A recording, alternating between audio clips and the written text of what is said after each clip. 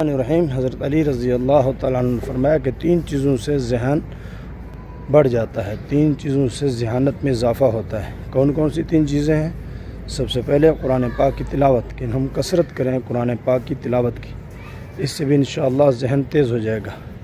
دوسری بات فرمایا مسواک، ایک مستقل یہ سنت ہے اور اس سے مستقل فائدہ ہے، اور موت کے وقت کلمہ بھی نصیب ہوتا ہے، یہ بھی روایت میں آتا ہے، اور اس میں یہ ہے کہ ذہن بھی تیز ہو جاتا ہے۔